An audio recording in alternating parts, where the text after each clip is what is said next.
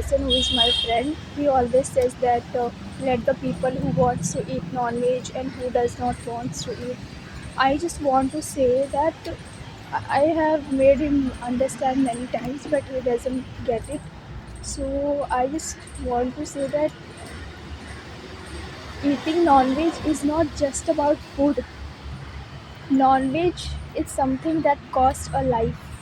Actually, I think that people have lost the connection between the animals and the food that comes from them. When you say about a chicken, they will realize about the food. But is it just about food? That doesn't come from the sky, from a tree, from a plant. It comes from killing an innocent things, which is morally wrong. They die in agony, but people don't consider it. They think that non-veg is just a food, but it is not. When you have to eat non-veg, you have to kill a living being.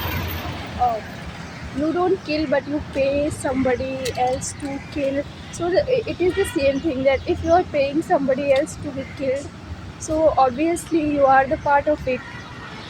But I don't want to make that person understand because he is too over. I mean, I don't understand his perspective. Says that we should not believe in religion and caste, we should respect each other's religion. But then he says, why do you speak about against not eating non-veg? Why do you speak against non-veg? So if you have problem with caste and religion, why do you support eating non-veg? You know that is cruelty. It is somebody's death, pain, and cries that you eat in the name of food. I know that he will never understand, and I don't want to even make him understand because I want to make those people understand who really want to understand and they like animals. He says that humans are not getting justice, so and you are talking about animals. So I mean, they are separating that humans and animals are different. They might be different in the shape, in the physical form, but they are not different in the feelings. They are not different in pain. They are completely same. Just because everybody is doing it doesn't make it right. uh, at the point of time where there are many things that has been changed, and we believe that one person cannot make changes. Maybe here you can see that I am the only one, but somewhere there would be someone else. So there is not only one person, and if one person is speaking, you think that it will not change. If somebody can make me change, I can make others not change, but I can make them think. I can make people do the less cruelty. See, chickens, hens are captured in cages, but now the many industries are putting the tag of cage free eggs, cage free chickens. So I mean, they think that people are very serious about not caging anybody. So if they are thinking like that, so it is a change. Change doesn't come overnight. It takes time. It takes months, years, and decades.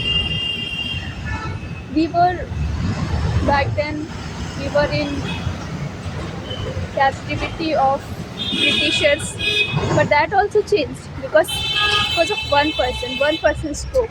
Then they reflected the other person. They reflected other person. So this is